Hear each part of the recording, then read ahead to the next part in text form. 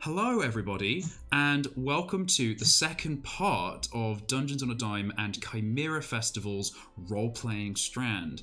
I am Brian, and I am here with three fantastic authors, and we're going to be playing The Golden Pillar, the second part of our wonderful adventure today. So, I'm Brian, I run Dungeons on a Dime, and I'm going to be running the game today. Caroline is our first author. Could you please introduce yourself? So I am Caroline Logan. I write YA fantasy. My first book came out last October. It's called The Stone of Destiny, and it's the first in a series of books published by Cranachan Publishing. Fantastic. Mike, could you please introduce yourself? I'm Mike Brooks. I'm the author of the Kaiko series of space opera novels, and I also write time fiction for Games Workshop's Black Library, most recently Road to Redemption, which we've got there.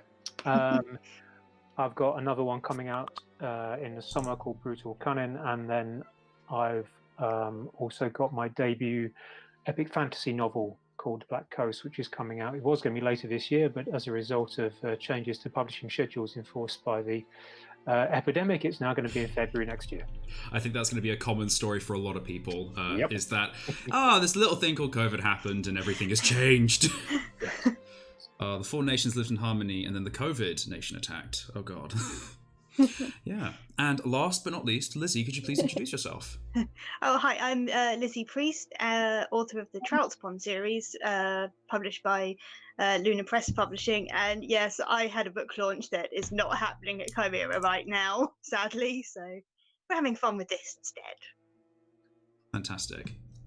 Okay, and we've got all the great adverts for our authors in our little ad window as well. I hadn't changed over from the last group, so everyone is good to go. So, we are going to be playing a fun, very simple system called Adventures on a Dime. You can download all the rules for free at doad.co.uk. That's dungeonsonadime.co.uk. And we're also using some brand new character sheets that are available in Roll20. They're super easy to use. All you have to do is just select Adventures on a Dime, and you can see all the cool stuff and use it yourself at home. So, to start off, we're going to be looking at some safety mechanisms. These are some cute little things that we're going to be using just to make sure that everyone's having a good time during the game. It's always good to do this, even if you're playing with friends and people you play with regularly, just to make sure that if you ever get onto some uncomfortable topics or interesting storytelling, that you're all having a good time and all on the same page. Communication is key. So the first key safety mechanism we're using is called the X card. I'm just going to write that there. The X card is really simple. For a game in person, which won't be happening because of COVID, it would be a physical piece of paper on the table you could touch. But as we're playing digitally, all we have to do is draw our arms to an X. And the X card basically means, hey, what we're doing I feel is not cool or uncomfortable, or hey, I don't like where the story's going, so we're going to walk it back a step and make sure that everyone's having a good time. The next mechanism, which we've discussed previously, me and the authors, is really simple. It's called lines. These are lines that we don't want to cross, and it's themes and topics that we don't want to cover in our story, even by accident, just because we don't think they're great. So the first one that we're going to be not doing, the first of our lines, is going to be adult content, and that's because several of us work with kids, or we just don't feel like we want to come up in the story. The next one is phobic behavior. So that's any kind of racism, sexism, homophobia, even if it's accidental, making sure that we cap it, walk it back, and try to recognize what's going on. And then the last one is explicit language. So we don't want to be using any hard swear words. And if it does happen, it's totally cool just to say, oh, hey, whoops, accident. Sorry about that. Let's walk this back. Keep on going. So those are our lines. And those are things that we're not going to be doing in this game. And if they do happen, we can use the X card, just be like, oh, hey, whoops, let's walk that back. So those are our safety mechanisms, nice and simple. Now let's get back into some really interesting stuff. Let's introduce who our awesome adventurers are. So starting with Caroline, could you please introduce your character? So my character is called Millie Schreiber. So she is an aspiring mountaineer, and she comes from a very rich family, but unfortunately she's kind of being cut off So she's trying to kind of do something to get some money, to kind of follow her mountaineering dreams, and maybe that'll kind of relate to some of the other characters. Awesome. So, second off, we have Mike. Mike, who is your character? My character is Nana Grunswick, who is a older cook who has raised children to adulthood, has been working as a cook for many years, and has now decided that she wants to go on an adventure while she still has her health. Fantastic. And last but not least, Lizzie, who is your character?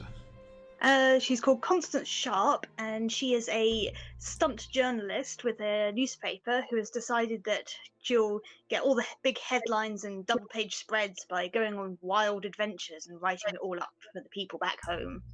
Fantastic. So, our three intrepid adventurers, that music's a bit loud, I'm going to turn that down.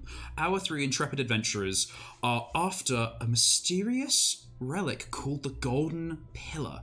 They've all, in their own way, heard rumours of this strange artifact, supposedly worth a lot of money, that lies in ruins at the end of the Black Road. The Black Road being an inky black river that winds its way through the rainforest of the Silver Wilds.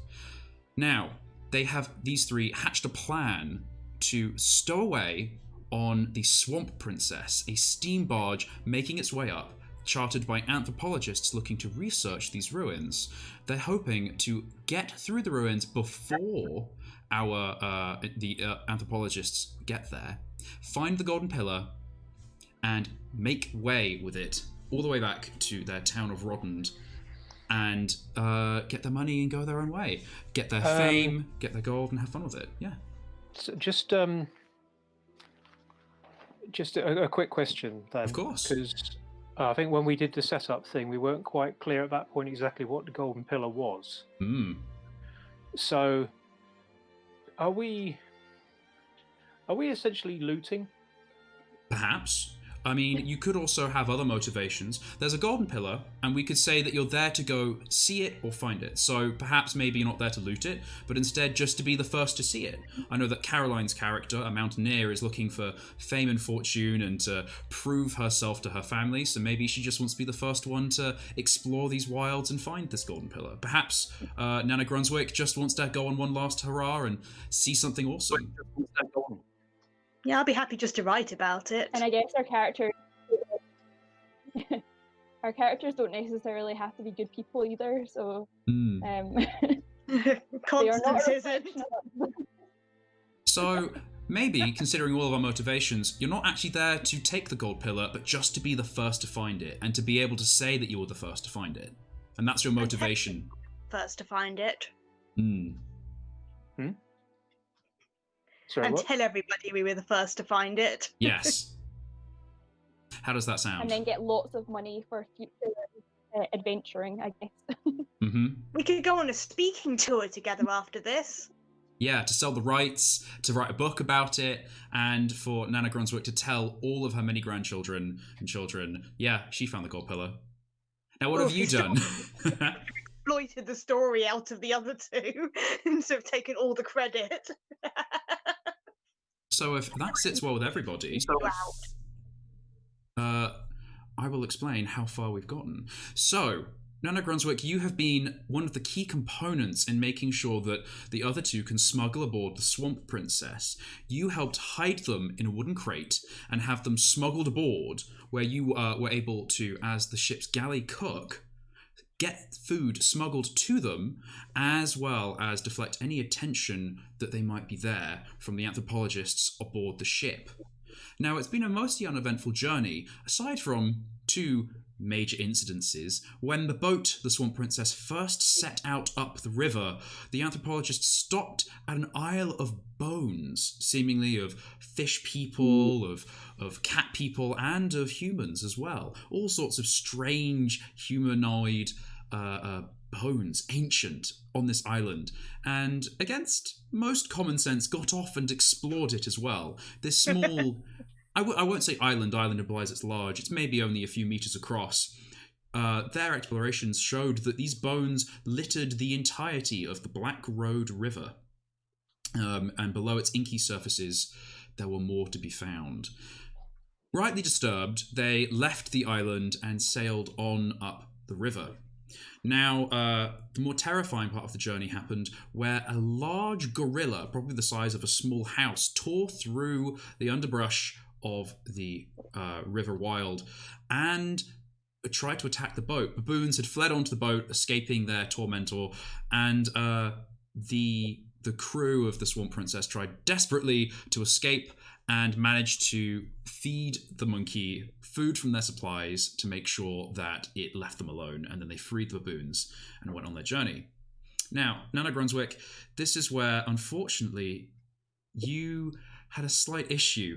You cooked a meal for everybody, and the Swamp Princess arrived at your destination, but it was quite late, and you thought you'd have a nap before waking up our other explorers, before waking up Constance and Millie and sneaking off into the ruins at night. However, you seem to have overslept, and now it's mid-morning afternoon, and you find that the anthropologists have left into these strange ruins they've found, and you're a bit delayed.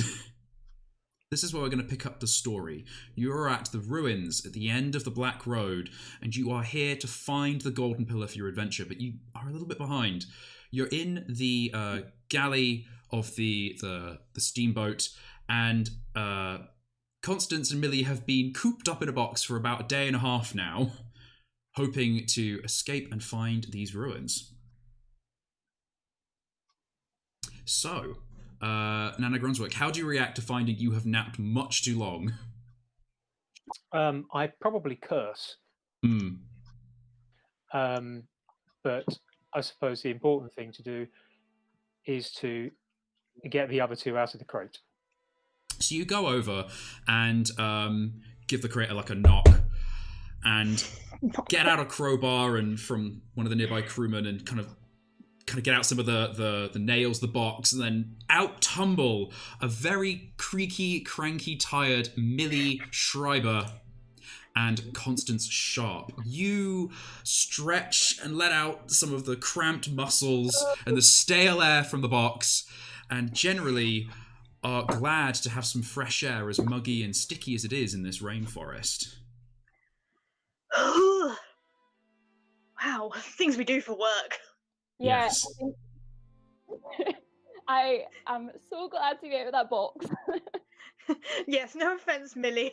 I don't want to do that again. So it has been a really, really long, tiring journey. And now you have a ruin ahead of you to explore. A mixture of trepidation, excitement, and nervousness fills you. The other crew, having been paid for this journey and probably willing to make their way home as soon as possible, rumours have been that this journey has never been completed before. The ships have always gone missing or lost in the Silver Wilds. They're more than happy to let you leave and explore the ruins while they stay on the boat. So, is there anything you'd like to try and do on the boat or to prepare yourself for your exploration of these ruins before you set out? I think we should get some provisions. Good thinking. Very fair. Yeah, I think So, good. what sort of stuff would you like to try and find? Or bring with you? See, bread, and if there's any dried meat, fish. Trying to think of any handily portable fruit like apples and stuff. And we're going to need things that are preferably, give you a bit of energy, but are easy to carry. Very fair. Rum. And we have got Constance is very much straight up for the very important stuff. So I'd say all of those provisions are very easy to find on the boat, including rum. There's still a fair amount packed for the trip. So Can I? Oh yeah, go ahead. Can I meet with the captain and just make sure he isn't going to just leave without us?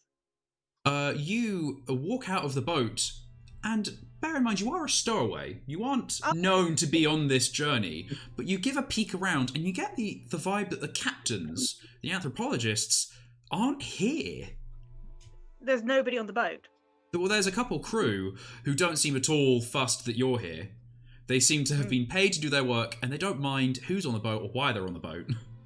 But you can't seem to see any kind of captain or anything. Would I, as the cook of the boat, know whether or not the captain had gone with the other explorers? You have an inkling, because you can't see them on deck, that they might be gone. And as you go to the offices of the anthropologists, you find that they are indeed off the boat. And you check in with some of the other crew, and they say, yeah, they left about 2-3 hours ago. Okay, so they're ahead of us. Ship's probably not leaving without the captain. They're going to get my scoop. We got to go. I'd say, Nana Grunswick, add into your inventory, into your carried items, provisions, and we'll say that's like a catch-all for the fruit, the meat, the bread, the water, everything you're bringing with you. Okay.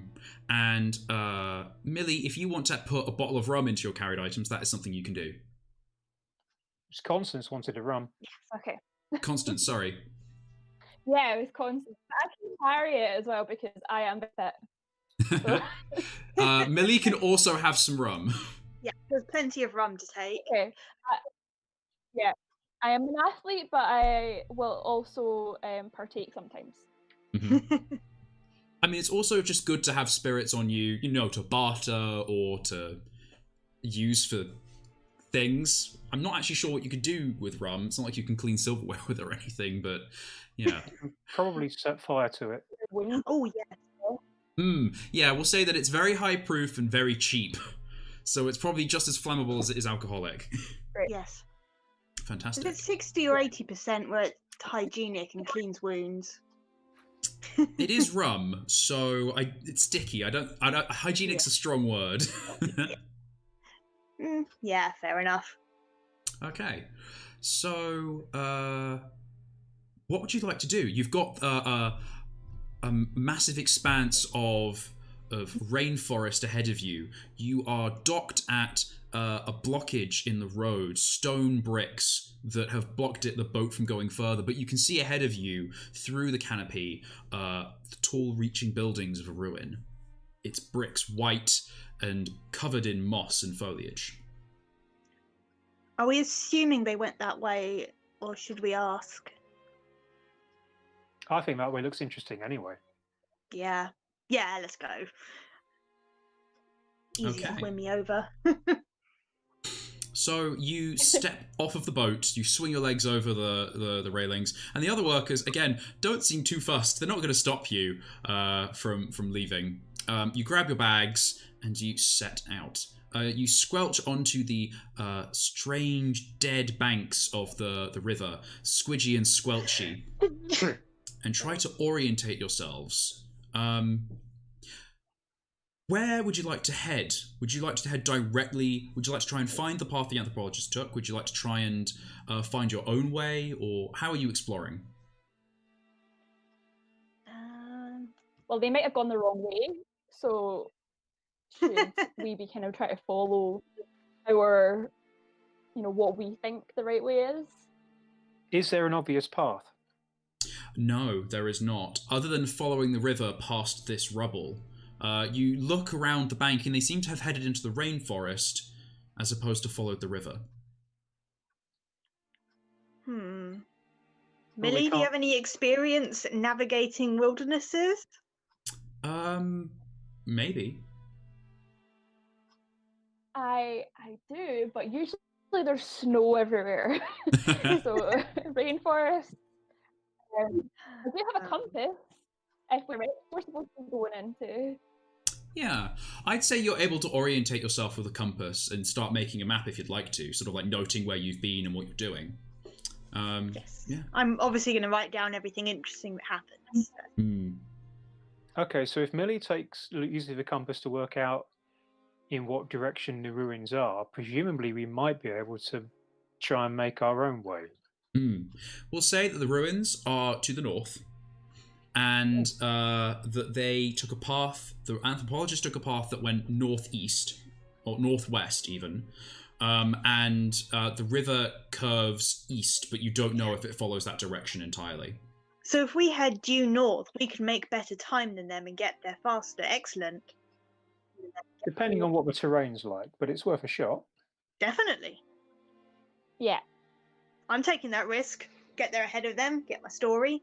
Okay, so you start to, I assume, hack your way into the rainforest and try and move as fast as you can through the underbrush. Interesting. So, we're going to start doing something called Fortunes, where I'm going to put down 3 prompts, and then as a group, you're going to choose a prompt that you think is the most interesting for the story. This will be the problem that you find next.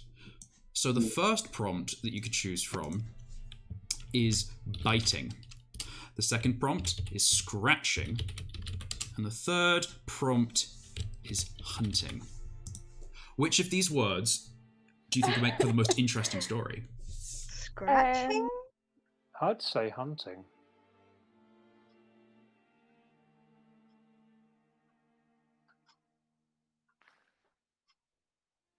You have to make a choice as a group. Yeah, I would. Sorry? You'll have to make a choice as a group. Yeah, no, I was wondering what Lizzie said. Oh, never mind.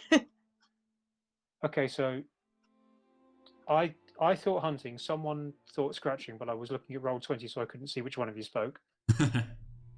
Caroline? That was me. Yeah, I think hunting. Okay. Okay. 2 votes for hunting.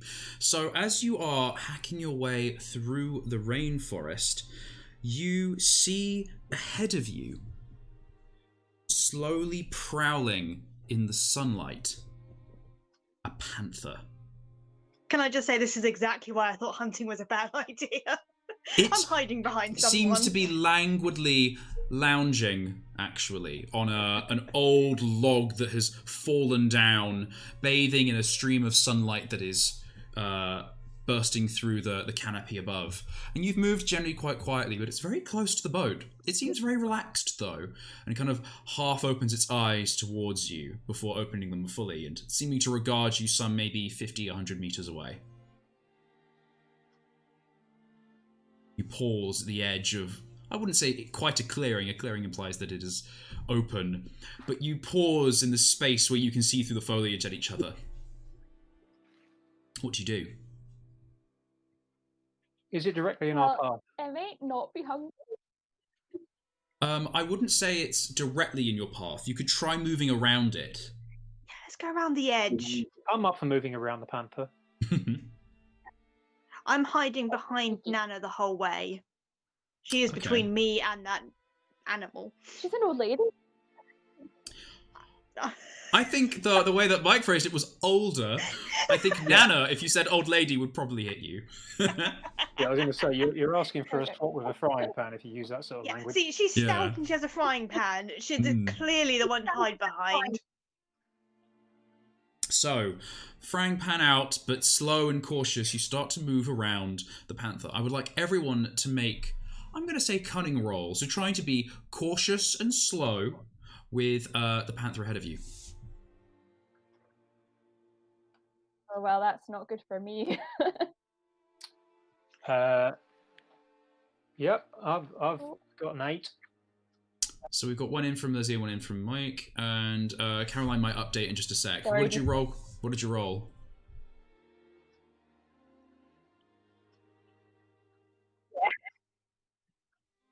It's my character sheet isn't on yet, even though I didn't minimize it. Oh.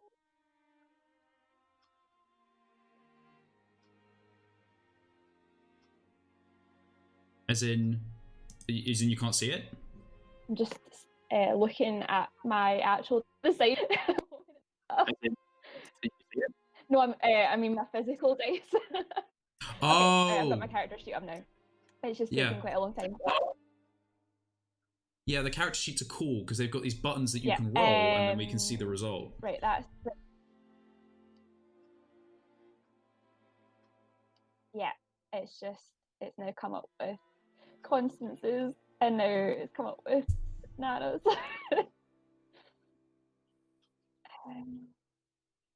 Hang on. Okay, Sorry, guys. I can see Millie's. Yeah, I can see You Millie's. could roll for me. I think we can only control our own, right? Well, in theory, I said Oh, it's just- everyone I can should. see it. Looks like I can roll for Millie if you want me to. Well, I'll roll for Millie for Yeah, now. go for it. I'll try and get it up while you're doing it. Okay. Okay. So, Millie rolled a 3, which is a complication. So, I would say you are slowly moving as a group your way around where this languid panther is. Slowly and carefully moving, trying not to step on any twigs, doing the classic sneaky thing. And as Nana Grunswick, you lift up a patch of foliage, you move underneath it, and then quickly Constance moves underneath it as well. And Millie, you hesitate because as you notice that Nana is holding up this like foliage, you see that a python is very slowly lowering itself down the foliage towards you. Nana Grunswick, you feel a weight on your frying pan that is holding up this foliage, and you realize it's not leaves and vines, but instead extra. A python is coming onto your frying pan. There is a gentle hiss. Where's its head? So, well, how big is the python? The python, I'd say, is quite sizable. Only Millie can see it, but it is probably as thick as a burly arm. And as long, you don't know. You can only see its head slowly descending and its body coiling onto the foliage, and it's slowly making its way towards you. Mm. Oh, well, Millie's going to get out her ice axe so that she can defend them. Mm-hmm. Are you gonna try and take a swipe at the python to get it to go away? Yeah. Okay. Describe how that looks. Okay, so Millie pulls the ice axe from the straps on her bag and holds it out with two hands in front of her and kind of almost gives like a sort of run and jump towards the python and swings it through the air. Okay. I'd like you to make a vigor roll for me. Have you got your character sheet up? Yeah. Awesome. So that's a 2. That is a complication. I think this would be really fun. You do like a jump, and you see Nana Grunswick very confusedly. You see Millie stop, look at something. You feel a weight on your frying pan, and then she takes her axe out and starts to swing it. You very reasonably kind of go, what? And drop the pan, and Millie, you see the snake lower. Your pick catches the snake, flings it across the clearing, and it hits the panther square in the side. The panther, very surprised to have been hit with a snake, lets out a yowl and jumps out into the underbrush. The snake starts to curl and coil in the grass before slithering down. And suddenly all is quiet. What do you do? Did the panther move away from us or towards? Away. It darted off into the underbrush. Excellent, we're sorted. Let's get out of here. It's like, yeah, I let's pick go. up my frying pan first. Yeah, you pick up your frying pan and you're like, right, job sorted, and move on. Pat Millie on the shoulder. Good work Yeah, with the axe there. It was an unconventional approach, but it worked. You, feeling a little bit shaken up, move through the rainforest due north as fast as you can to get away from the panther as much to get to the ruin. You arrive maybe some half hour later at a large stone wall. It seems to be made of this white material, but it's not quite marble, and all sorts of foliage and plants have grown out and around it. Some of the blocks are separated by thick roots that have shoved them open in time. And as you circle, well, you can choose to circle either west or east around it, if that makes sense. It's this large curved wall. Which way did we think the other group went?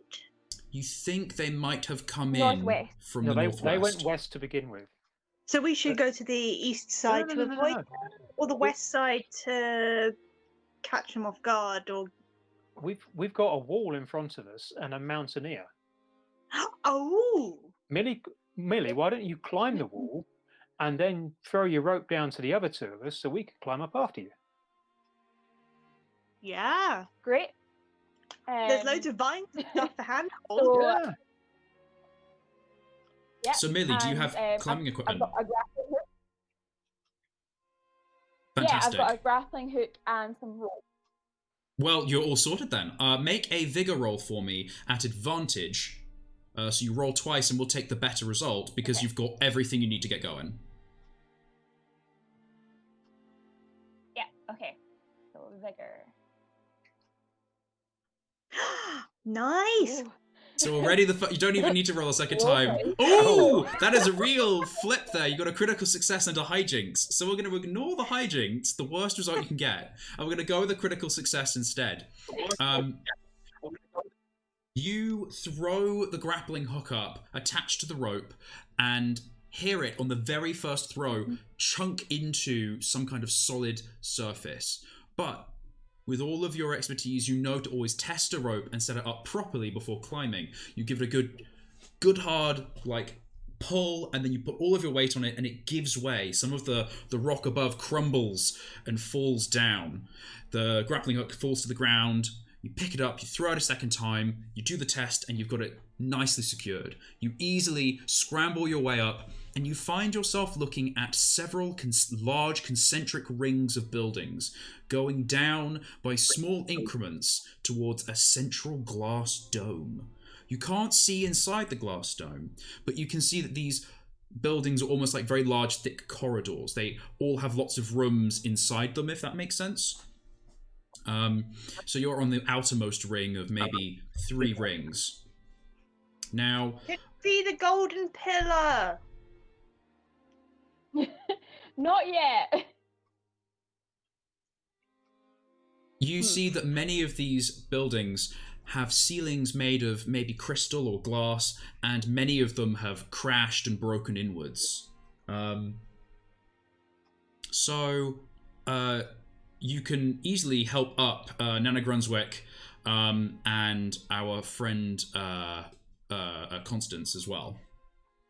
And you're all up here looking... Oh, before we go up, can I examine the stonework and just see if there's anything like patterns and designs on it? Sure. Make a cunning roll for me to see how well you're able to kind of put together this information. Ooh, 5. So 5, a success. You're examining the stonework, and it doesn't seem to have any kind of pattern or carving. There's no runes or hieroglyphics, if that makes sense. It seems That to was be very boring of them. it seems to be cut stone that is laid out in large blocks.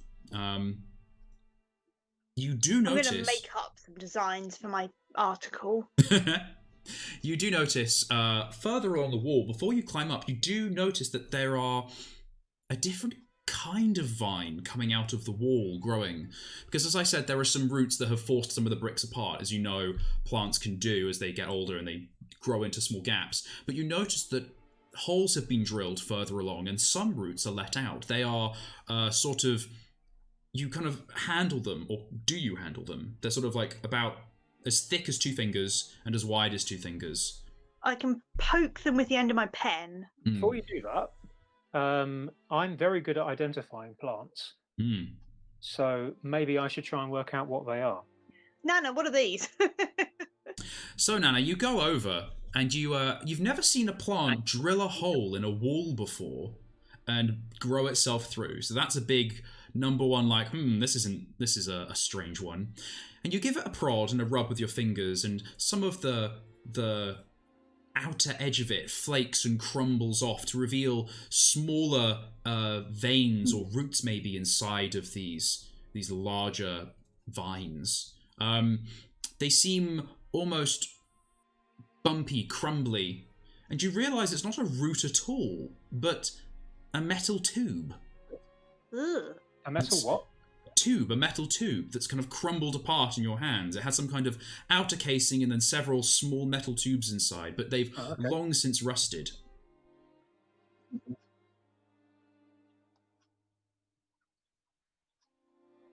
Right. So really, where are these again? these are further along the wall before you climb up. They seem to have been drilled out of the wall, and the vines grow into the ground. It's very strange. And the vines go into the ground, or these metal tubes that look like vines go into the ground? These metal tubes that look like vines. In fact, they're not vines at all, you know, because you're like, this is not a plant. Right. So there's metal tubes coming out the wall and going into the ground. Yes. Okay. You. Well, Kind of wipe your hand of the rust and crumbled outer casing and surmise, yes, it's not a plant. I'm going to take a very quick sketch of that and then go climb up. So Fantastic. You scribble it away in your notebook. And Nana Grunswick, do you climb up onto the top of the building as well? Yep, it's weird, but I'm more interested in getting over the wall. Mm-hmm. So you climb atop the wall, and it is the outer wall of this large building. So you've got like a rooftop that you're standing on, large and flat, and you're able to see out and see everything that Millie has seen as well. Now, you have a decision to make. Do you move along either west or east on these outer buildings and try and find a way through inside the buildings, or do you try and jump down onto the next roof to make your way in? is there anything? Is the seeming end goal of this in the center of these buildings or beyond these buildings? I'll draw a little diagram, so to speak, on the Roll20 of what it sort of looks like. So you've got a large outer wall. You've got an inner wall. When I say wall, I mean these are rings of buildings. So there's And then nothing. You beyond have it. a final wall and a glass dome, a final set of building and a glass dome at the center. So you So guys, we should definitely be heading inwards, not yeah, right. you guys are here-ish. Okay. So walking around the edge of the wall to get to the other side wouldn't be much point, would it? Potentially. There's you don't no know way if there's. to. There doesn't seem to be any So- way into this central building with the glass dome from the outside. Potentially. We don't have the capability to build a bridge straight across, do we? There's no planks or What sort of tools have you got? nothing bridge Nothing building. got build a bridge, no. No, no rope, no.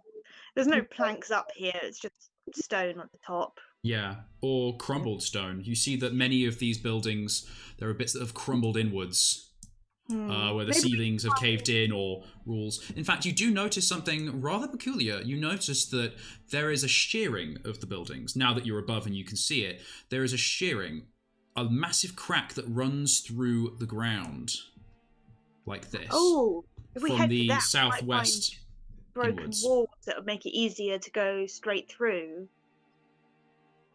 Okay, sounds good. Yeah, let's head down there and then get to the crack. Down there. So you move along the top of the buildings. Very interesting. So as you head round, it's a mostly peaceful walk. You are very careful to make sure you're not stepping on what could look like loose stonework, and you're staying on what looks like the majority of the wall as opposed to out onto constructed areas, if that makes sense.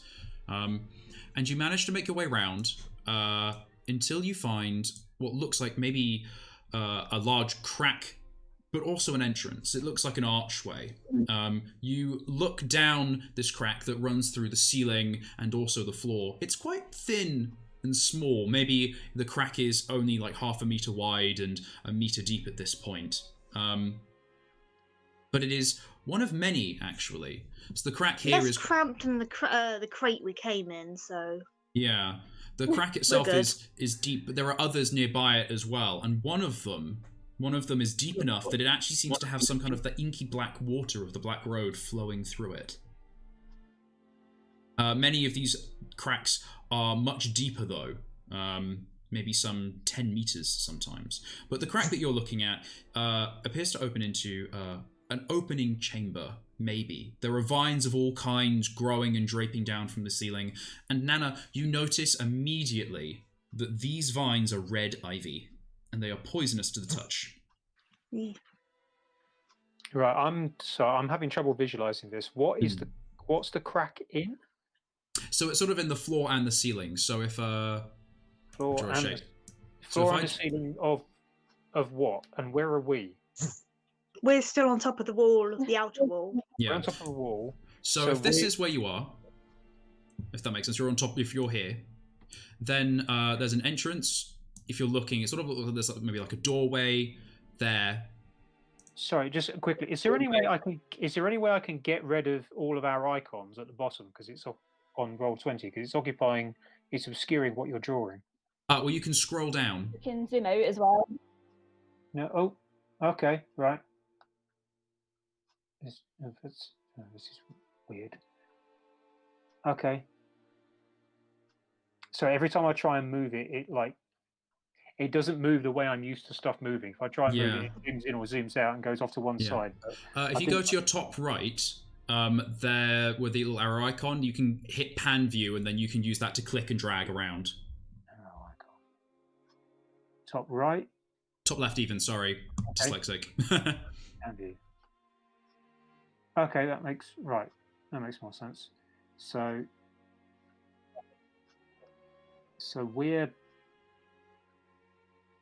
we've walked onto this building?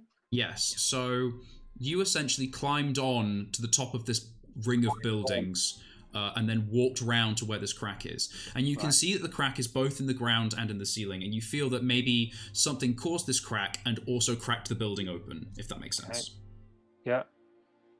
So you can see that there's a little crack in the ceiling, but a bigger crack in the ground. That's what I'm saying.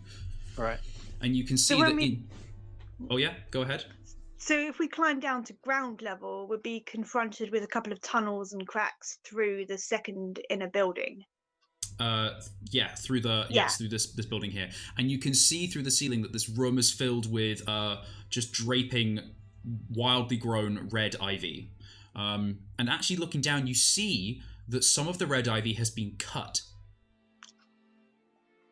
How recently? You wouldn't know how recently, but you'd assume that it could be probably the anthropologists or some other person moving through. Like, it's been very cleanly cut with a blade. Well, that means a tunnel for us to go through. Catch them up.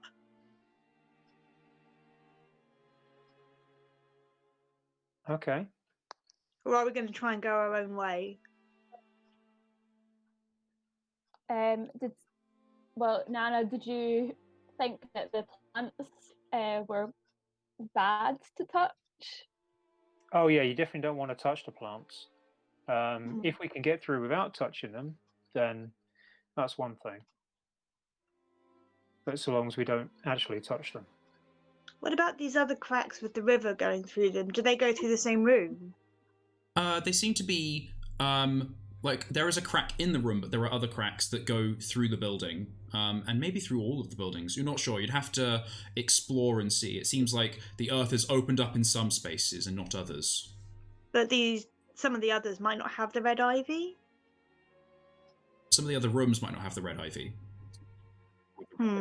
Maybe worth going for one of them instead?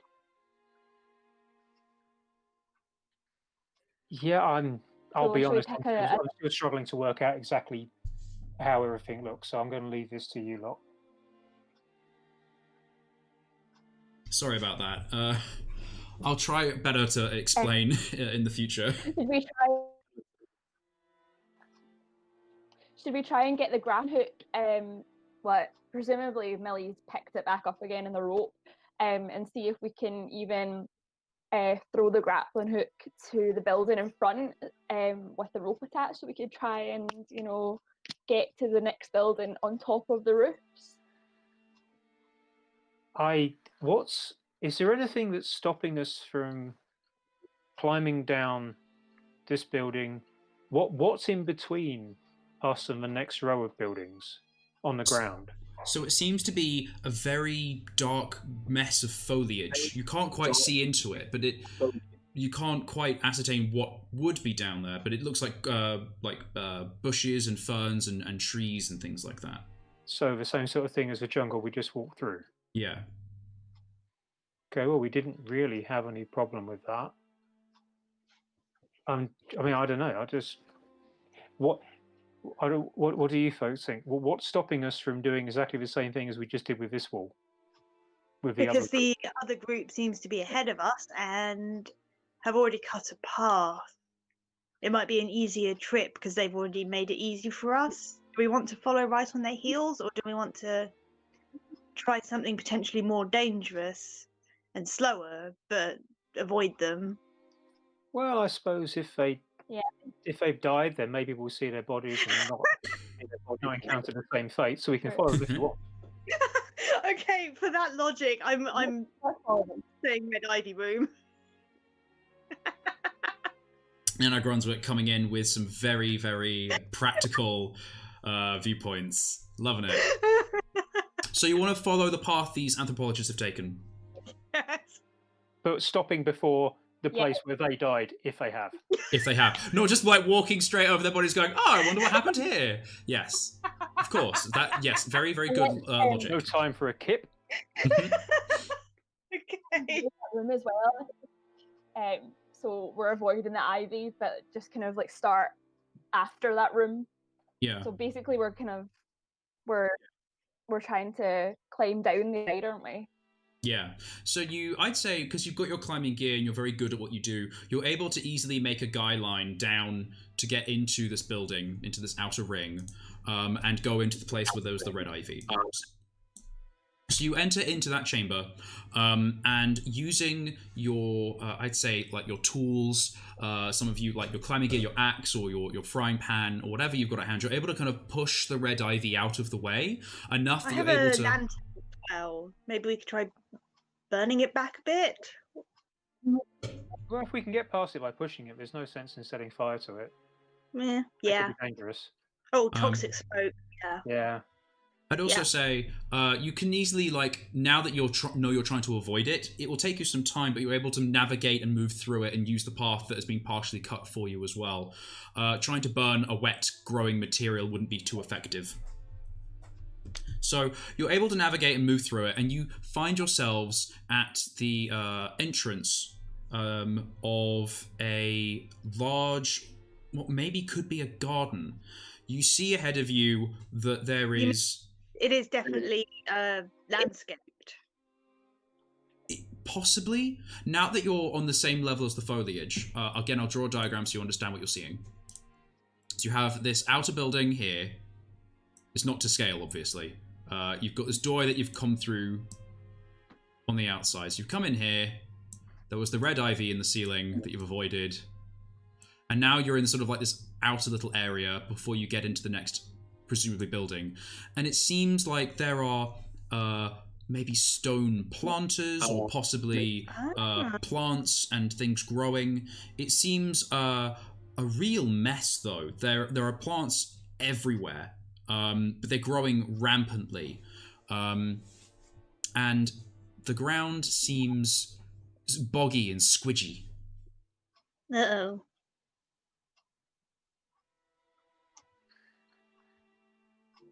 Does it prevent us from moving forward? To try and... It doesn't necessarily test the ground, maybe. Okay, so Millie, you start to test the ground. What are you testing it with? Her ice axe. So she's gonna give it a little prod. You give the ground a prod, and you see that some of the ground underneath, like all of these plants, seems to be solid, and then other parts seem to be very squelchy, and almost it's like an effort to draw your axe back from the mud because it sucks as if it's waterlogged. Well, after you, Millie.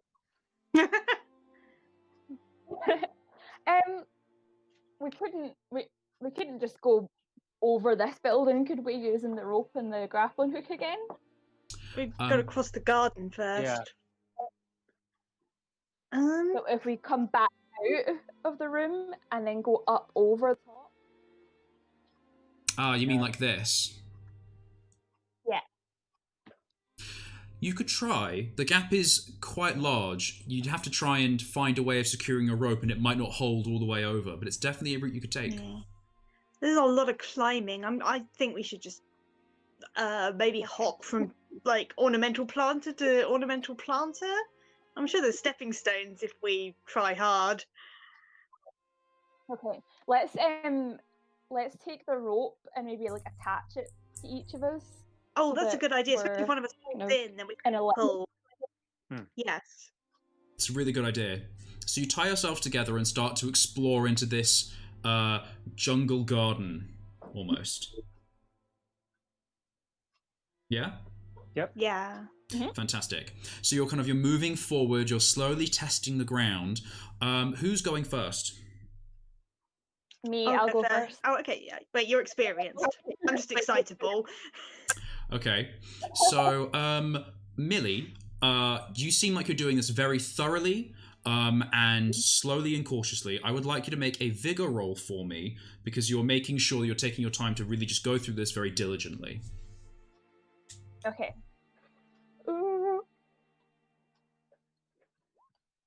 Ooh, that is a roll of 2, a complication. You are moving through this kind of boggy terrain, and you seem to just not be having your luck with animals today. What happens is you're squidging along, and you start to find yourself kind of accidentally standing onto what could be like quicksand or quick mud. So you step back and grab onto what seems to be some kind of old and very sad, withered evergreen tree, like a pine tree, but it clearly is not enjoying the environment it's growing in.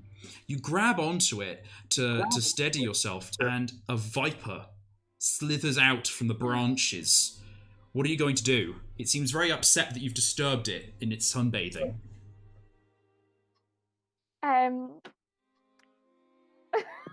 Well, okay. Here's a question. I have a lantern? Is it in my hands at the moment, or? I'd say it's on your belt. You could grab it. Yeah, I think I'm going to grab my lantern and kind of like shake it at the viper and like try and make it go away from me. Okay. I have another plan if there's time. Yes, I'd say Nanogrunzel could react. What do you want to do? I have, as part of my equipment, I have protective equipment such as oven gloves. Mm-hmm. I could quickly put an oven glove on, and well, I suppose how close does the viper look like it's about to bite us? I'd say it's looking pretty angry. Okay, so I could put an oven glove on and try and get hold of the viper behind the head. Perfect. I would say Nanogrunzel could make a vigor roll to do that, or a cunning roll, whichever one you want to do. Well, I'm more cunning than I am vigorous, so it feels like it could either be like good reactions or a steady plan, so I'll let you do a cunning roll for that. Okay. Ugh. Complication. Oh, no. So you lunge to grab this snake, and you miss the back of the head, instead grabbing the tail. You yank it back, so it's now away from Millie, but you now have an angry snake coiling and tossing as you've got it grabbed by the tail. What do you do with it? Chuck it! Is it wrapped around my arm or? Not yet. We'll say this is like split second. It's kind of like all tossing and turning. Yes, I will try and hastily discard it away from me. I would say make a vigor roll for that. Yeah. Whew. Critical success. Critical success. So you take the snake, and with the momentum of pulling it away, you keep swinging and twizzling it, and you toss it away into the underbrush, and it arrows away some 20 meters into some bush, and you dust your oven mitts. Millie's still in the quicksand, or is she okay? Millie she backed up from the quicksand too. Millie backed away from the quicksand and then accidentally disturbed another snake. Okay. And it is at this point that you see ahead from you, from this withered tree, a net has fallen and kind of laid across a bush here. underneath a part of the wall where some glass was overhanging, maybe a shelter or something like that. A net, like for hunting Yeah. things. So again, I'll draw a diagram to explain, if I can find my mouse. Where is it? There it is. So there seems to have been, if this is the second building, there seems to be some kind of maybe archway or like shelter from the elements between these two buildings. I'll just get rid of this so it's not confusing. And there is like a bush and the undergrowth beneath it, and there's a net laying across it. There's also broken glass and rubble all around that you see ahead of you from this withered tree you've kind of gone into the shelter of, Millie. So did this net just fall down, or is this something ancient? Is it all grown into it, or is it fresh on top? So you go over, Constance, to have a look, and it is new. Actually, it's a little damp because it's got there's a light rain right now, but it's very clearly a fresh net. Whew, seems like we just avoided getting netted. So, can I see? It could be that the archaeologists, if they came this way, Left a netted trap? something.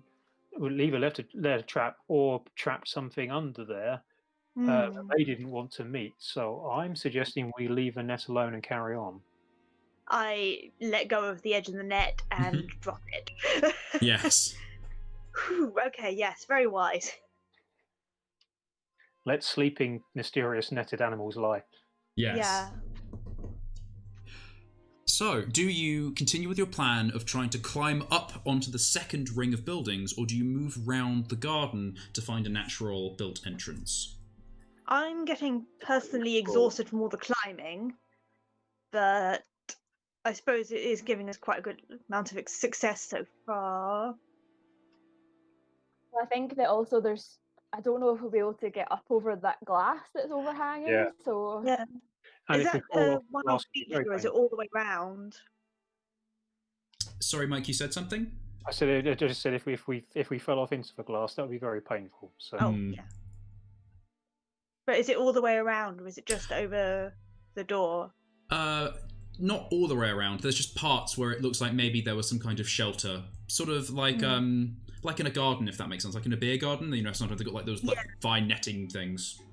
So we That could sort of kind of go around and see either the first hole or the first bit where there isn't an overhang and go through or over, depending on what we come to first. Yeah. Yeah. So that's the real question: through or over? I would vote well, through. if you said that you're struggling with the climbing, let's go through then. yeah, Nana's probably not going to be too hot on the climbing either. So we'll go with. Yeah. I also have a character who is not very sturdy with all I feel like this is a bear hunt now. It's over or under or through. Okay, so you move around the building until you find a natural. I say natural. Natural implies like it's broken open. You find a built entrance. You look at its edges, and it seems to have once had maybe some kind of door, but it's long since rotted and disappeared. This is where we're going to be doing another fortune. So I'm going to go to my list of these fortunes. So before we had biting, scratching, or hunting to figure out what sort of thing you encounter. So this time we've got 3 fortunes. And we have got here...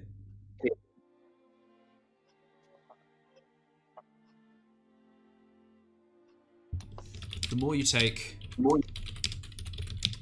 the more you suffer. We have got unequal reward.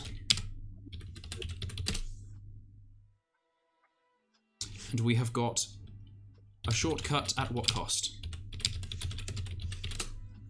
These sound like some great life mottos.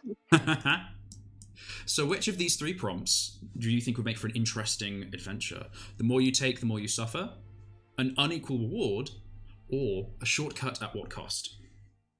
I think the first one would sound best as a Latin motto, so I'm going to go with that one. Yeah, I agree. Okay, fine. We'll go. It sounds. I'm not quite sure why you went for the one with suffer in it, but we'll go with that. I'm personally more worried about at what cost, and unequal reward sounds like we're going to lose out. So maybe we can avoid the And suffering. also, No. Brian maybe just try to trigger. So I'm just here for a good time. Yeah. We're gonna have some fun stories. So That should be made into a Latin motto.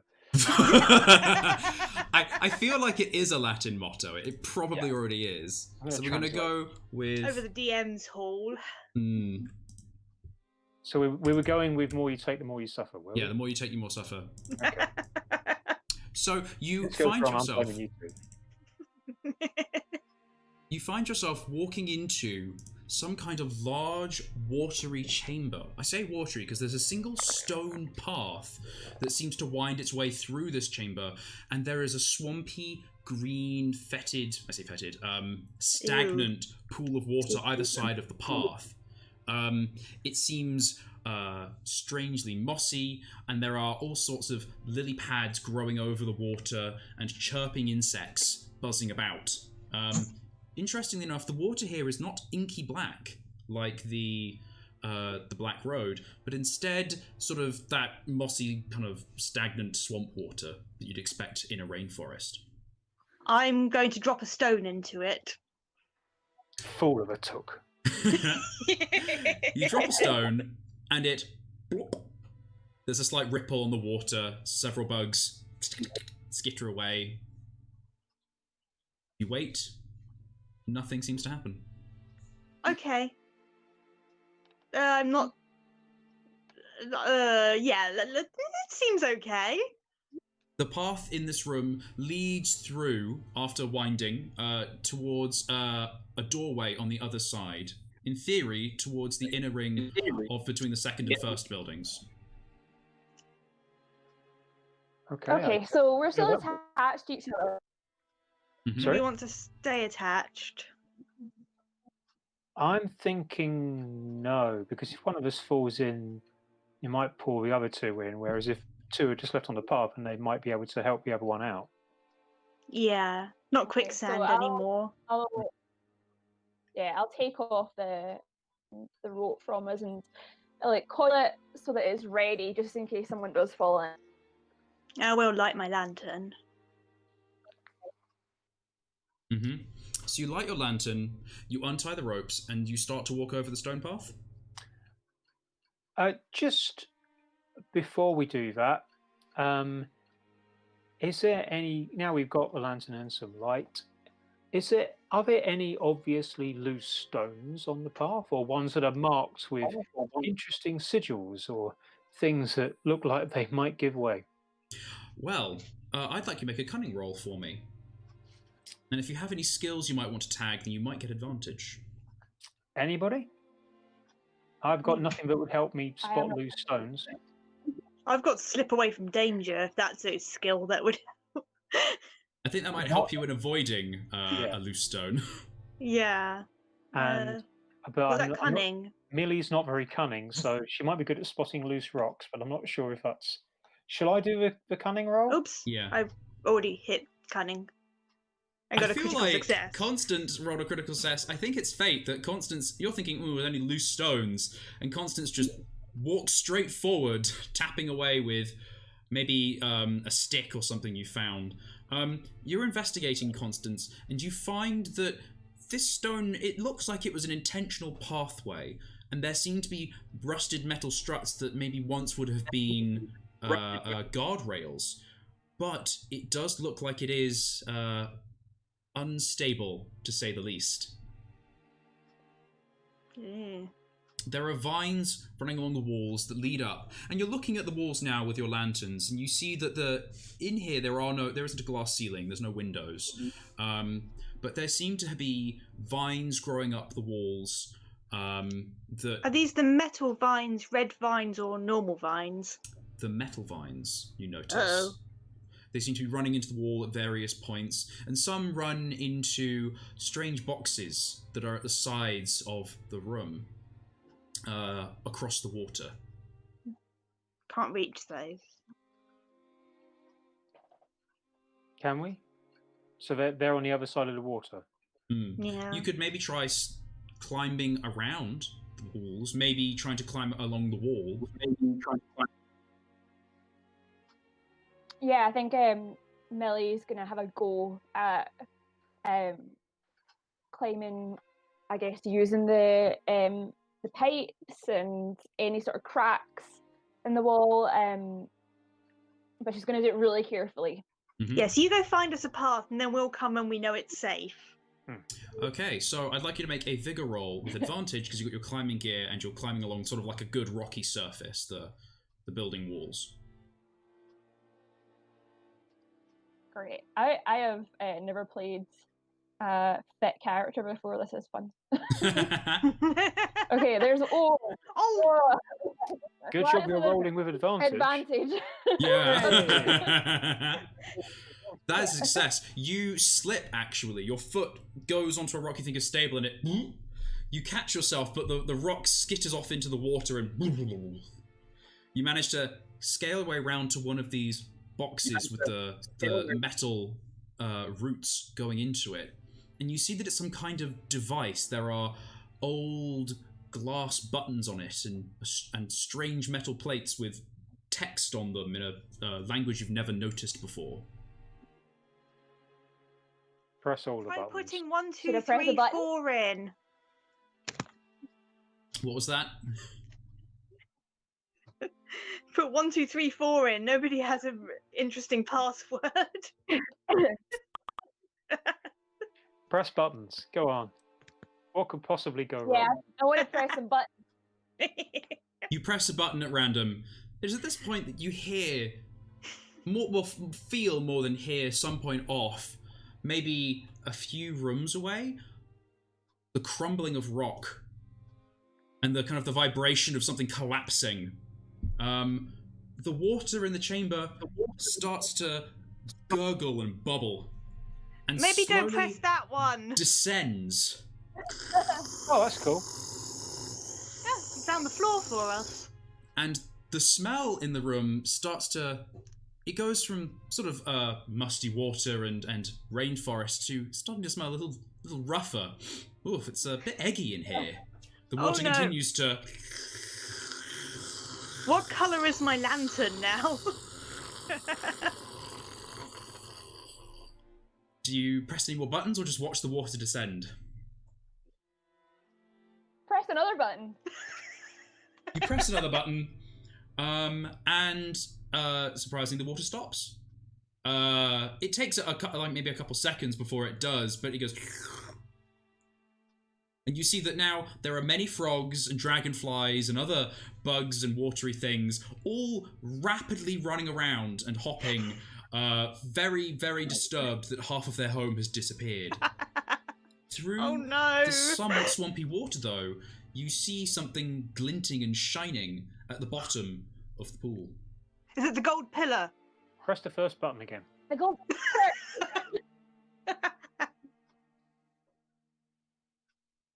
What do you do? Press it, press it, press it. Press another button. You press another button. Press the first button again. So make the water drain further so we can see what the shiny thing is. Yeah, okay. So, let's do that.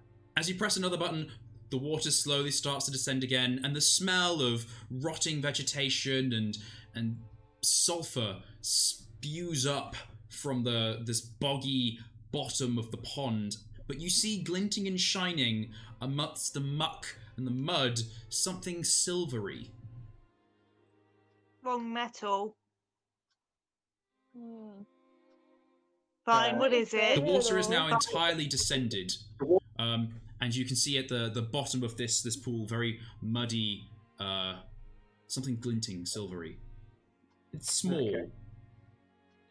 Can we find out what it is? If you go down and investigate. I'll go down. Go on, Constance. Yeah. So I'm too Constance curious. cannot resist the glittering treasure that has been unearthed beneath the water. I'd like you to make a vigor roll to try and climb down the slick surface of the pond. Oh dear, this is my smallest dice. It's the smallest for all of us. 5. 5. So you're able to cling to the sides, and there's some vines and plant life growing. You're able to slowly lower yourself down maybe 10 feet into this pool, and you end up squidging into the mud below. You sink down to your knees in the mud, and it smells awful. You trudge through the sludge over to what this glittering thing is, and you pry it out of the mud with your hands. You've stowed your notebook away, but you're now covered in this stinking slop. You pull it up, and it is some kind of jewelry, maybe a crown. And as the goo falls from it, you notice the mud reveals a pale fish skull, massive, as big as a man's head, that slops and falls into the ground. And you look about and see that there are several other bones in here as well, of different creatures. Now, you do know that fish people and cat people and all sorts of other creatures are alive in the world.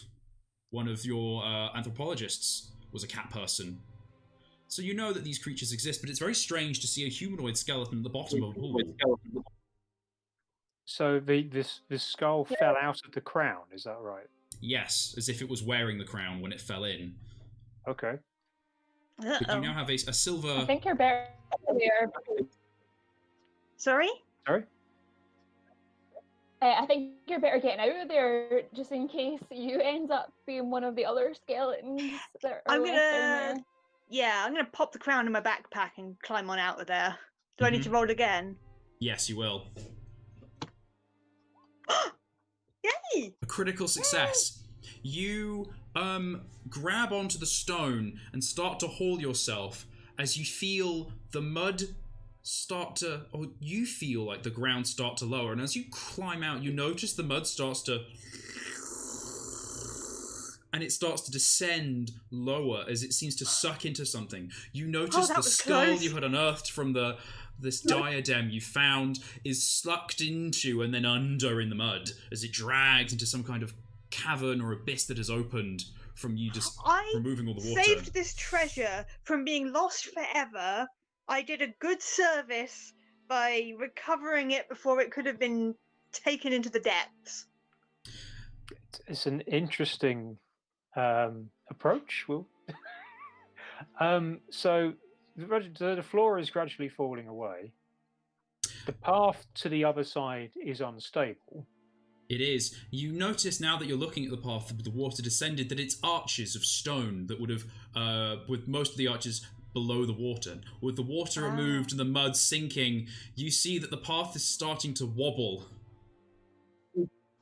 We're going to have to climb around the edge or over the top, aren't we? Less and less well disposed towards this through idea. Let's go up and over. Yeah. Okay. Millie, so get off the wall. What are you doing? Yeah, come back, Millie. Okay. So Millie's the climbing expert. What are you up to, Millie? Am I not over the other side now? Are you going to press one more button before you come back? Wasn't the idea we could climb around the walls? Oh yeah. Should we try that then, Nana? Mm-hmm. Well, I mean, I'm not too sure how well my old bones are going to cope with all this climbing, but we can give it a shot.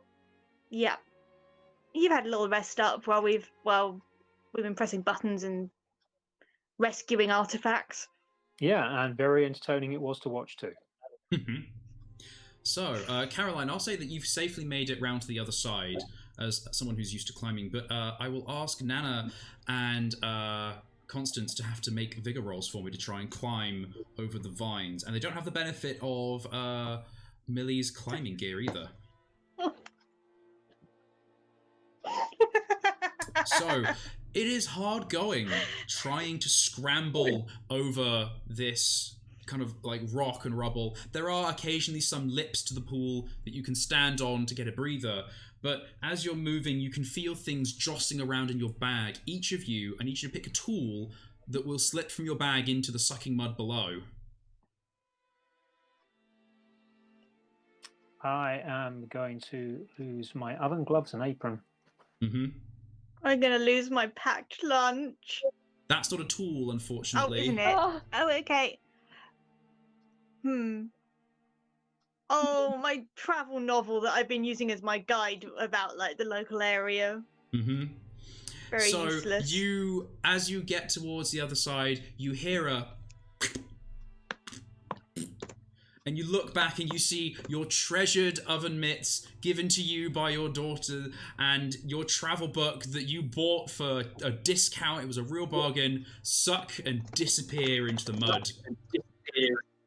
And as you get to the side, the unstable path actually collapses into the mud, and the white stones with the moss sink into the brown, gooey depths. But you are now at the other side of the room. Looking out, you now are on the inside of this ring. So you're in the second area. So you are here. You see Are we? that there Is the thing in front of us now the central bit, or is there one more to climb think there's over? one So this is more. the central bit with okay.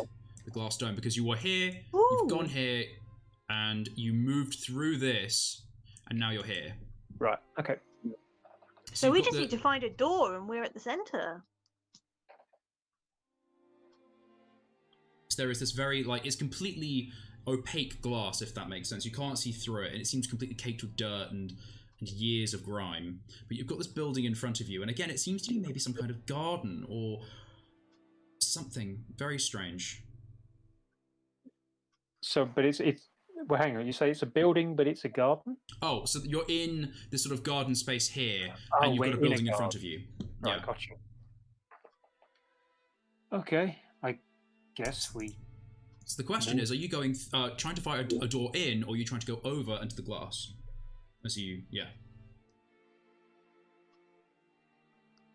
What sort of? So we're in a.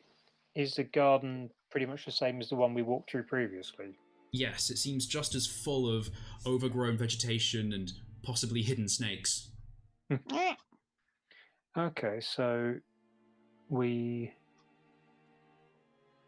if we go around the place looking for a door, that could take some time and involve a lot of snakes. Hmm. We could climb up to the top, maybe, although again, we're doing a lot of climbing, but Yeah. Was the dome smashed? We could climb Billy down could through go, it. could no, climb it's up. opaque. Oh yeah. So all the other glass is smashed, but not the And- dome. The dome seems to have held itself up. Yeah. Bleh.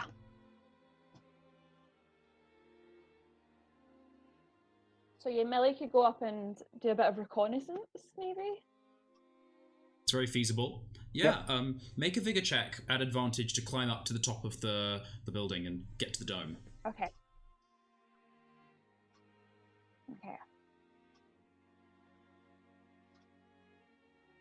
Okay, that's the first one, and then the second one. Okay, A 5. success. So again, you're able to Bit of it. climb your way up. This time the wall here, it feels slicker, almost like there's moisture bleeding out from within. And you get up to the top, and you get to the glass, and you're able to sort of rub and polish with your shirt sleeve at the glass, and it's still quite dim and dark inside, but you look, and you think you see something large and golden splayed out at the center of this, what looks like some kind of large greenhouse. Guys, I think that this is it. I think this is the golden the golden column. Can we get in from there? Is there a way in? So You don't- I could just kind of walk about the top and see if I can see a door, maybe. You walk around the top of the building, and this is a much smaller building because it's not the large outside column, and you see that there is a crack in the side, very deep, where the seems to be one of the sources of the Black Road itself flowing through, and you see something shift in the depths and disappear inside the center of this building. But there seems to be some kind of crack entrance in that you can maybe try and climb in through. You don't seem to see a door. You polish again at the glass, and you think you see some kind of tunnel entrance underneath the ground that goes in. So maybe a staircase? It's very difficult to make out. Okay, so guys, there's a crack that we could try and get in through, but I will say, I think there's something like a monster or a big animal or something there. So, up to you. And what was the other one? There was stairs or a tunnel entrance? Yeah, there's a tunnel that's maybe coming out, but I don't know where the stairs, if there's stairs going down to it. I don't know where the tunnel kind of is opening up on your side. Which one was closest to the monster? Well, the monster was in the crack, wasn't it? Not that one. Okay, we don't know where the entrance is for the other one. So we think the crack goes into the dome. Yes, it does. Mm-hmm. Okay, so the monster's going to be in the dome anyway. Fine. Okay. You want to go first? Yeah, fine. I'll go first. You circle round through the brush of the garden, being very careful to look for adders or any other kinds of creatures, and you find yourself at this crack. It's maybe 10 meters deep and a meter or two wide, but it's full with the quite fast flowing, inky black water. It seems to be bubbling up. You look in through the crack and see the crack goes maybe halfway into the building and seems to be bubbling with this black liquid, the Black Road River water. I'll need you to make a vigor roll to climb in around the crack into the dome. Okay. Yeah. So Constance is going first. No, Nana behind. I was We're going pretty first. success. Nana's going first. So with a critical success, that is very, very good. You manage to kind of, I think Millie's above, and so Millie lowers some rope to you, and you're able to use that to sort of swing yourself in without actually having to climb at all. Yay. Yeah. And you manage to kind of swing round the crack, land on the inside, and catch yourself. You take a deep breath in, and the first thing you think is, oh god, it smells awful in here. It's like rotting meat, meets garbage, meets gym socks. It's, oh god. It's like all of the teenage periods of your kids' lives condensed into a single room. It's vile. Okay. So, rotting meat, you say? Yes. Right. I think we've got a predator in here, folks. Is it possible the gold is just a bait to lure adventurers in to eat? Well, maybe, but we're here now, so come on. Fine, I'll grab the rope and try and swing on over. I will light my lantern and see if I can see anything, I guess. I wish I'd packed smelling salts. There's a very gentle light filtering down from the glass dome, where the bright light of the day and the sun beating down above does penetrate through a little bit, but it's sort of like light through a tent, if that makes sense. So you're looking with your lantern and you're looking about, and you see in the edges of your vision something move in the shadow towards the center of this room. Millie and Constance, do you go in with Nana as well? Not letting Nana go in there alone. So I'll have you both make figure rolls for me, please. Yeah. Hey. Nice. Ooh, another critical success. What about Millie? And Oh, come on. Work. we'll see if it goes. We'll see if it goes.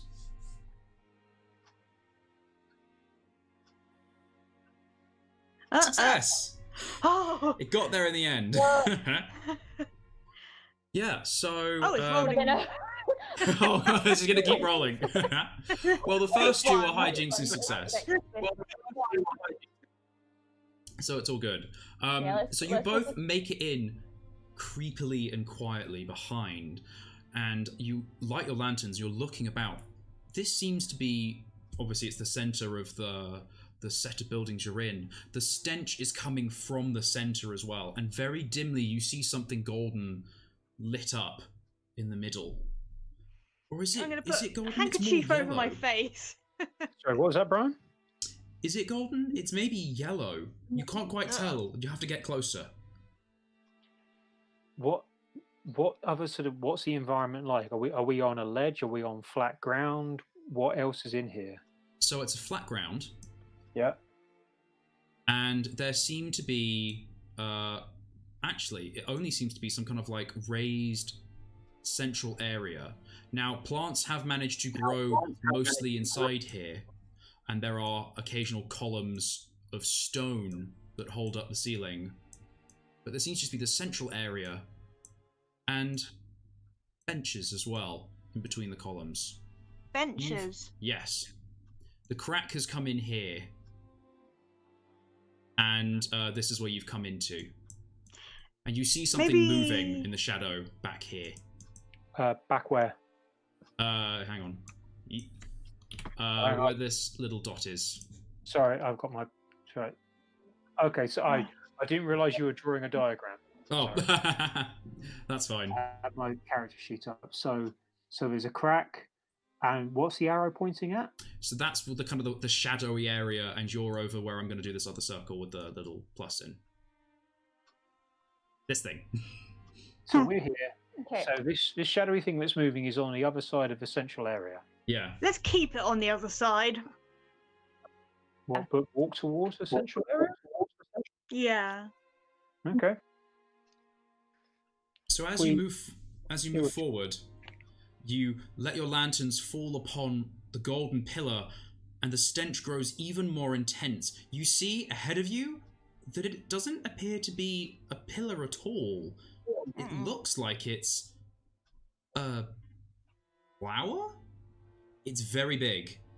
Maybe the size of two men standing on top of each other. And it's what? A flower. It's huge, massive flower. And you come forward, you see it's got a shape sort of like this. Sort of an oval shape. It could be mistaken for a pillar, maybe.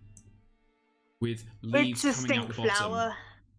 And it smells awful. Is this but it's what we've been for? Sorry, what was that? Is this what we've been looking for? Have people been saying that this is a golden pillar? This probably might be what you're looking for. It's giant and yellow, and it smells like rotting meat, and it's awful. The closer you get, you see more flies are buzzing in and out and around it, and it seems to have been grown in the specific stone box. You peer around it, and you see that there is a large fishman, rather thin and weedy, and standing there in a swimming costume. And he goes, hello? Who? Nana Granswick, is that you? And Nana, you recognise the voice as one of the crew from the ship. So yes. What's going on here? How did you get it? Well, there was a crack in the floor, and I was mostly very bored of hanging out with the anthropologists. They were looking at a room with some old tools, and it was a bit boring. So I ventured on, and I swam in here, and it does smell pretty rough. Yeah. Do you know what this flower is? It's a flower? Ooh, I honestly have no idea. We found all sorts of skeletons of people and places.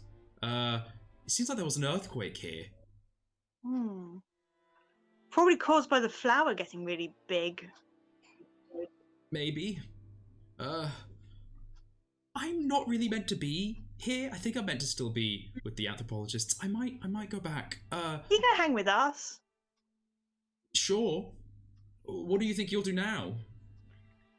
I mean, Well, if this also, is the who golden pillar. he pauses and goes, "Who are you?" And to the other two of you, Oh, I'm a journalist. Hi. were you here all along?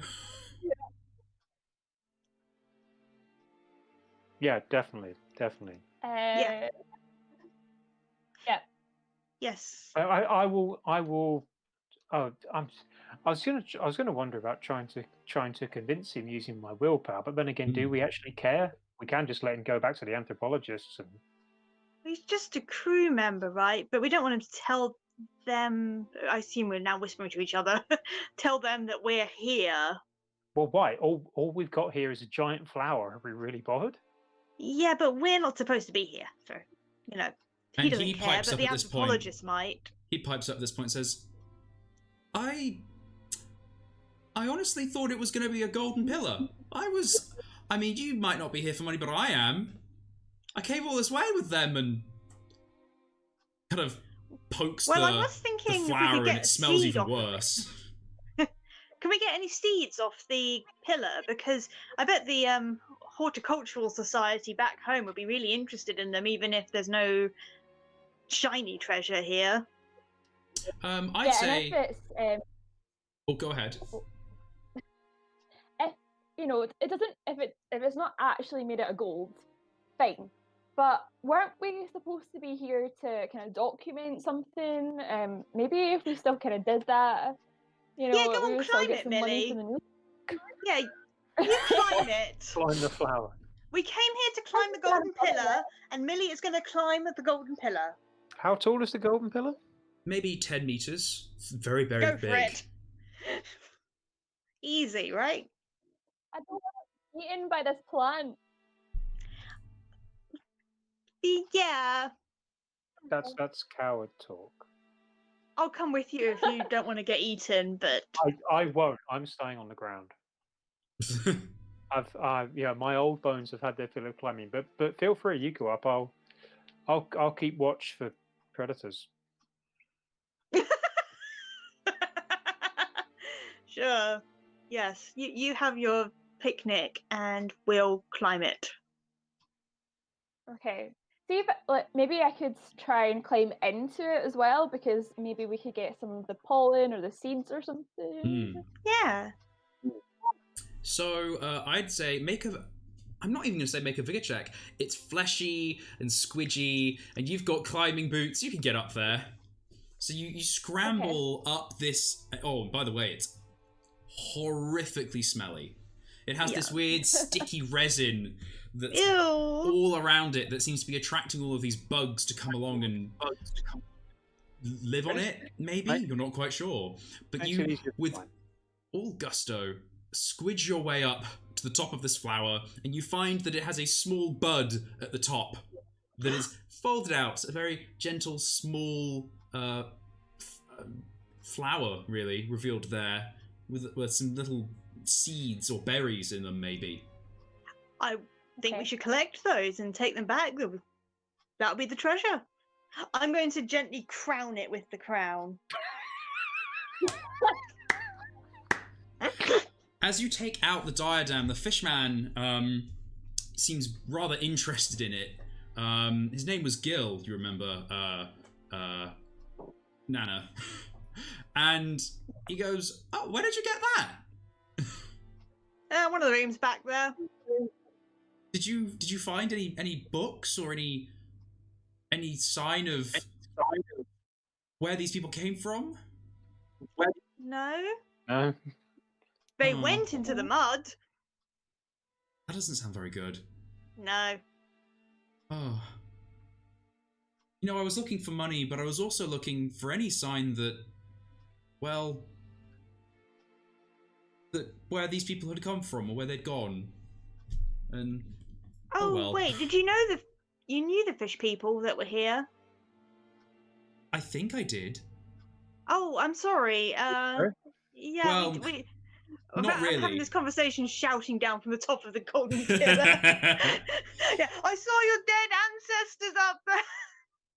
Yeah, ancestors would be the right word. I didn't know them, but I think they might be part of where I'm from. I can't really You're remember. from here? Maybe. Wow. Well, I was dredged up in the ocean and used as a mascot by a fishmongers. It wasn't fun, honestly. Is this Wait, your hang on. diadem? Hang on, used as a mascot by what? By fishmongers. He kind of gestures and he says, I'm very good at spinning signs now. They made me outside and spin signs. I don't think I gave you enough sun cream for that. It was very dry. Being a Yeah. fish in the open air is not great. Yeah, no. Well, I mean, is this your diadem? I don't want to steal it from you. I just thought I'd leave it here because I don't want to loot, but... He gives you a side eye and goes, "Sure, yeah, it's my diadem. I'll have that." Can I... Is there any way to, like, check with cunning how much I'd do a much I willpower can- roll to see if you can suss willpower. out his vibe. how much I believe him? Hmm. Success. He seems genuinely interested in the people who lived here, but that's not his diadem. I think the flower should keep it. You know, it looks good up here. Hmm. Yeah, you're you now- found your... You're now both on top of the stinking flower, covered in the stinking resin. Bugs are now Hey, starting well, to the kind of crown fly is onto stinky you too. and look at you, and now you crown it with the diadem crown. The muddy, stinky diadem.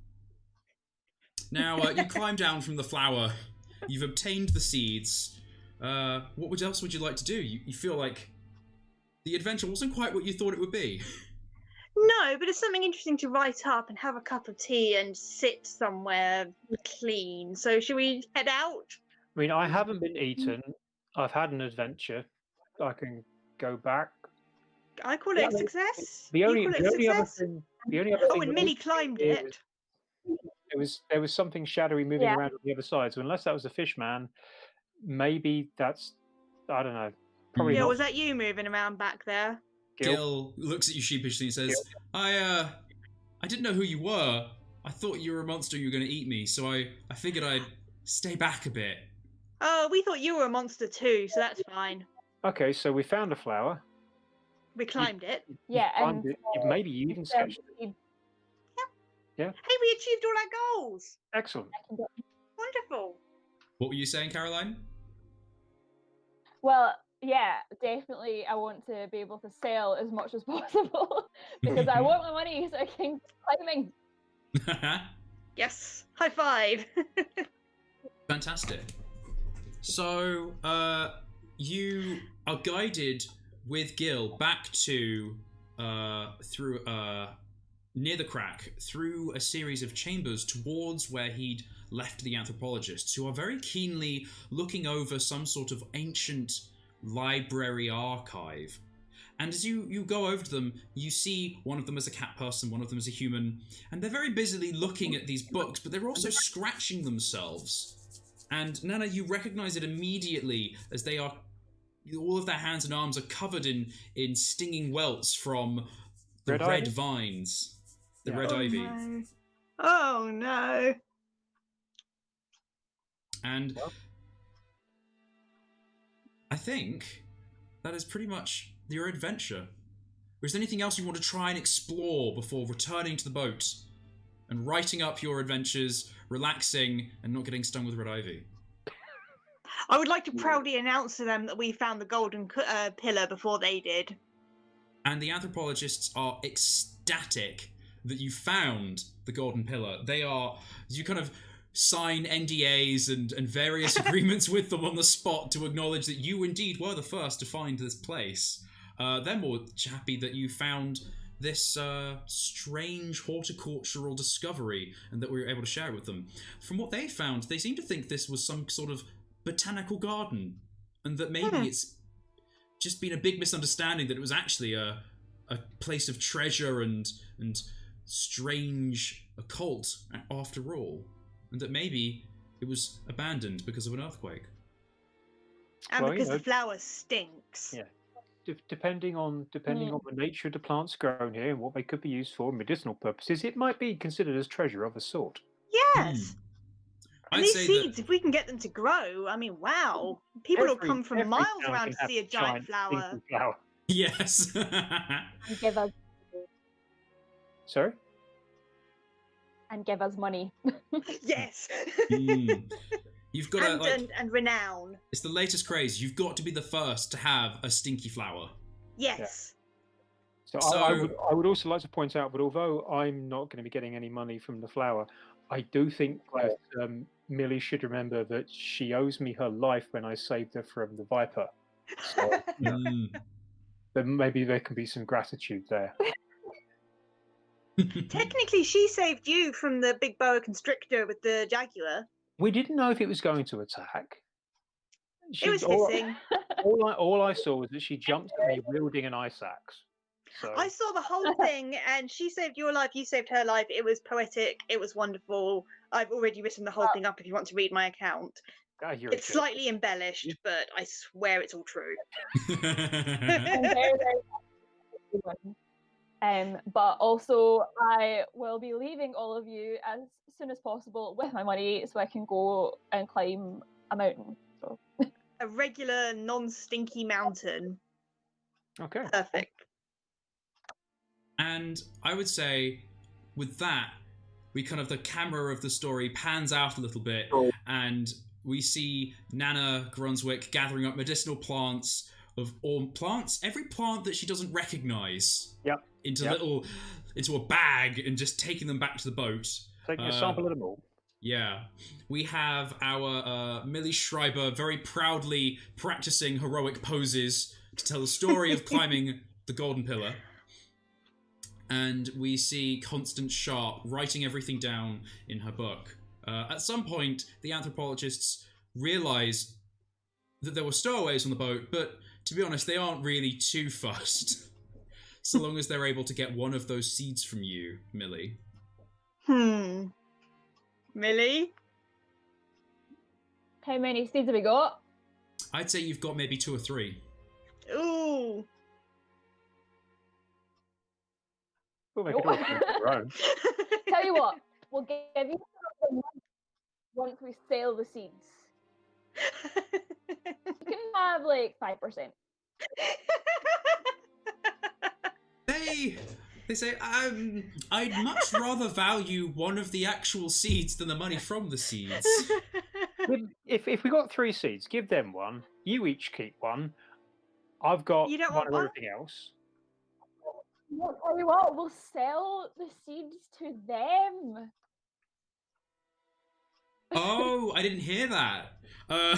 The anthropologist, the cat woman, fumbles in her bag and takes out a checkbook and starts leafing through and goes, I feel I might have over budgeted for this trip.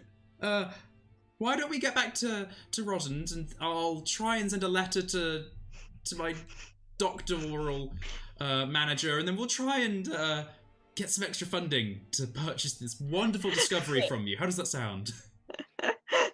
Brilliant. Fantastic. Okay. Well, I feel like that is a natural conclusion for the Golden Pillar. Mm-hmm. So that was a fun little adventure between 2 groups. The anthropologists of Group 1 who had ventured into and up the Black Road towards this ruin, and you, the adventure-hungry stowaways who actually found it. Yeah. So thank you very much for joining me today. I'm Brian, and I run Dungeons on a Dime, and I've been the wonderful host of this game. Had a really good time. Caroline, please reintroduce yourself for anyone who wasn't here at the beginning of the stream. Yeah, so I am Caroline Logan. I write YA fantasy, and my first book, The Stone of Destiny, was out last year, and my next book actually is out this year in October, and it's called The Cauldron of Life, and it's published by Kranikin. Awesome. And Mike, please reintroduce yourself for everybody. I'm Mike Brooks. I'm author of the space opera series, the Kaiko series. I also write tie-in fiction for Games Workshop's Black Library, most recently being Road to Redemption.